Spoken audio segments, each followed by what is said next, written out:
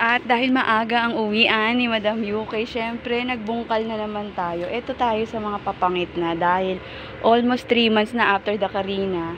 Ito yung mga halimbawa na super agnas.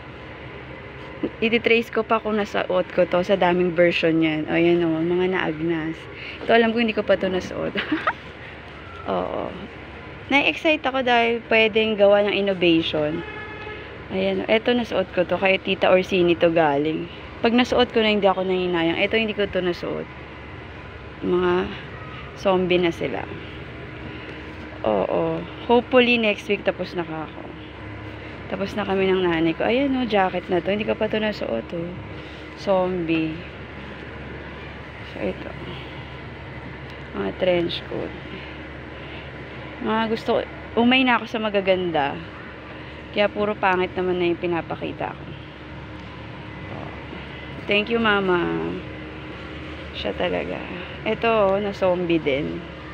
Ito, hindi ko to nasuot. Pero na-zombie. Ito, mga nasuot ko na to. Yung collection ko ng jacket. Sa 168 ko to binili. Yung iba na to yun eh. Mga gamit na yan. Matitrace ko kasi kung gamit na. Kapag kami mga kasamang naalala kung gamit na. Gamit na yan. Ito hindi pa si Garfield. Ito hindi pa ito mga ito. Ayan. Another round. Ito na zombie. Ito kahit ma-zombie nagamit ko na ito. Almost once lang. Dahil ayoko nga nag-uulit. Basta sa akin, kung ano lang yung kaya, dun lang. Pag hindi kaya, wag. Yun lang. O, diba? Lang. Ito po ang inyong Madam UK. Dahil parang paparating na ang nanay ko. Magre-refill pa ulit. Ayaw pa awat eh. Gusto niya na matapos.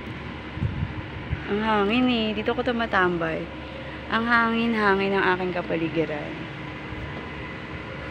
Ang natutunan ko sa Karina, siguro pansinin kung ano yung mga bagay na naandyan. Dahil ako po talaga si Bile, hindi sa pagmamayabang. Defense mechanism ko po ang pagbili.